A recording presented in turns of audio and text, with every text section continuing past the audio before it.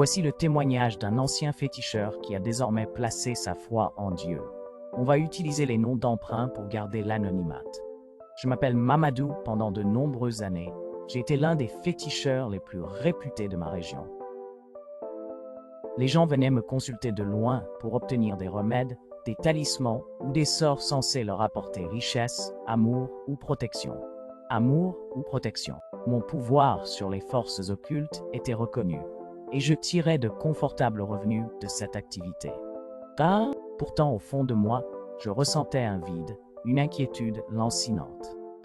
Malgré tous les rituels que je pratiquais, malgré tous les fétiches que je confectionnais, je ne parvenais pas à trouver la paix intérieure. J'avais l'impression d'être sous l'emprise de puissances maléfiques que je ne maîtrisais pas complètement. Un jour, un vieil homme est venu me voir. C'était un chrétien fervent, connu pour sa piété et sa générosité. Il m'a longuement parlé de Dieu, de son amour infini et de sa capacité à délivrer les âmes tourmentées. Bien que sceptique au départ, ces paroles ont commencé à faire leur chemin en moi. J'ai alors décidé de me rendre dans une église, chose que je n'avais jamais faite auparavant. Là, j'ai ressenti une paix et une lumière que je n'avais jamais connues. Les prières, les chants et la présence bienveillante de la communauté m'ont profondément touché. J'ai compris que Dieu était la véritable source de pouvoir, bien au-delà de tous les fétiches et les sortilèges. Petit à petit, j'ai pris la décision de renoncer à mon activité de féticheur. Ce fut une décision difficile, car j'y avais investi de nombreuses années et j'y trouvais des revenus confortables.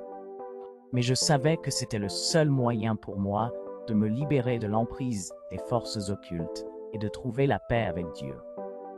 Aujourd'hui, je suis un homme transformé. Ma foi en Dieu m'a apporté une sérénité et une joie que je n'avais jamais connue auparavant. Je consacre désormais mon temps à servir les autres, à propager la parole divine et à témoigner de la puissance rédemptrice de Dieu.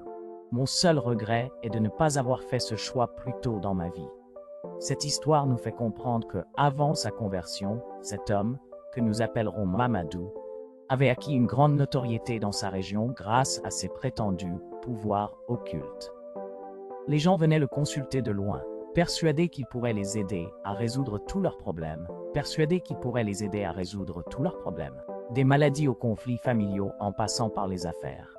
Mamadou confectionnait toutes sortes de fétiches, d'amulettes et de talismans censés apporter protection, richesse ou réussite à ceux qui les portaient.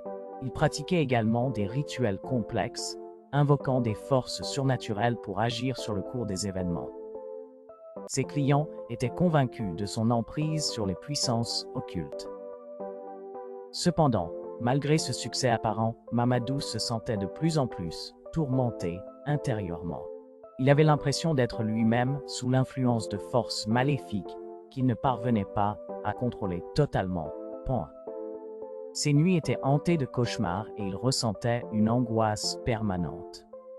C'est dans cet état d'esprit qu'il a fait la rencontre du vieil homme chrétien, qui a commencé à lui parler de Dieu et de sa miséricorde. Bien que sceptique au départ, Mamadou a fini par être touché par les paroles de cet homme qui semblait rayonner d'une paix et d'une sérénité qu'il n'avait jamais connue. Après avoir franchi le pas d'aller dans une église, Mamadou a vécu une véritable expérience de conversion.